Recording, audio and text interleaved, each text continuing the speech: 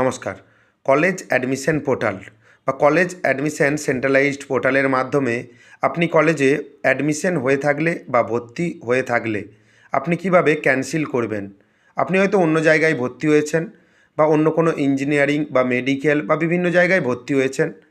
আপনি কিভাবে আপনার অ্যাডমিশনটি ক্যান্সেল করবেন এবং ক্যান্সেলের পর কিভাবে রিসিপ্ট ডাউনলোড করবেন, সমস্ত রকম তথ্য স্টেপ বাই স্টেপ এই ভিডিওতে দেখানো হয়েছে।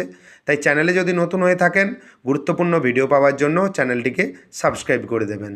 অ্যাট ফার্স্ট সেন্ট্রালাইজড অ্যাডমিশন পোর্টালে ভিজিট করবেন এবং স্টুডেন্ট লগ ইন অপশানে ক্লিক করবেন। ইউজার আইডি পাসওয়ার্ড দিয়ে লগ ইন করে দেবেন। যদি পাসওয়ার্ড ভুলে যান, ফরগট পাসওয়ার্ড অপশানে ক্লিক করবেন। যদি ইউজার আইডি ভুলে যান, ফরগট ইউজার আইডি অপশানে ক্লিক করবেন এবং যদি ওটিপি দিয়ে লগ ইন করতে চান, লগ ইন ইউজিং ওটিপি অপশানে ক্লিক করবেন। দেখবেন সাকসেসফুলভাবে আপনার অ্যাকাউন্টটি লগ ইন হয়ে গেছে। After provisional admission, status of the course which was marked as allotted will be changed to admitted. যখন আপনার র্যাঙ্ক বেরোবে বা বেরিয়েছে হয়তো ফার্স্ট কাউন্সিলিংয়ে, সেখানে আপনার অ্যালোটেড লেখা থাকবে। আপনি যখন পেমেন্ট কমপ্লিট করবেন তারপর অ্যাডমিটেড লেখা থাকবে। এ সম্বন্ধে ভিডিও আমি আগে করেছি, তবুও একবার রিপিট করে দিলাম।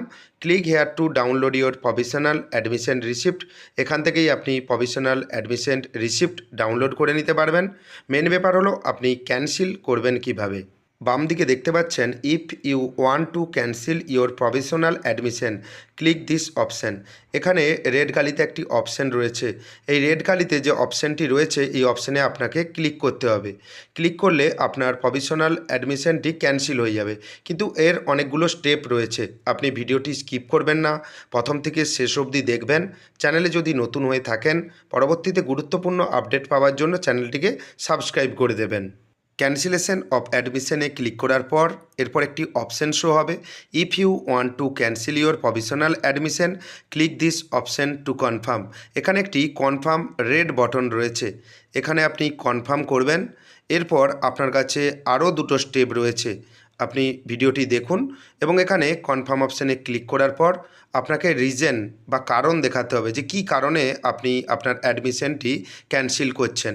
আপনার কারণ এখানে দেবেন এবং চেকবক্সে তো ক্লিক করা রয়েইছে এবং আপনি চেকবক্সে যদি না ক্লিক করা থাকে আপনি ক্লিক করে নেবেন। এবং অনেকে ইঞ্জিনিয়ারিং বা মেডিকেল বা বিভিন্ন জায়গায় ভর্তি হয়ে থাকে। আপনার ক্ষেত্রে যেই কারণ রয়েছে সেই কারণ বা সঠিক কারণ এখানে কিন্তু লিখে দেবেন। সঠিক কারণ লিখে দেওয়ার পর আপনি সাবমিট যে বাটন রয়েছে, সাবমিট অপশান বা সাবমিট বাটনে ক্লিক করবেন।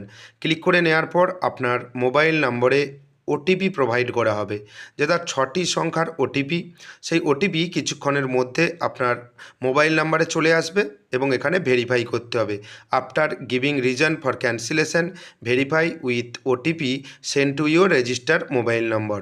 এবং আপনার মোবাইল নাম্বারে ওটিপি চলে এলে ওটিপিটা নির্দিষ্ট জায়গায় দেবেন, দিয়ে সাবমিট অপশানে ক্লিক করবেন।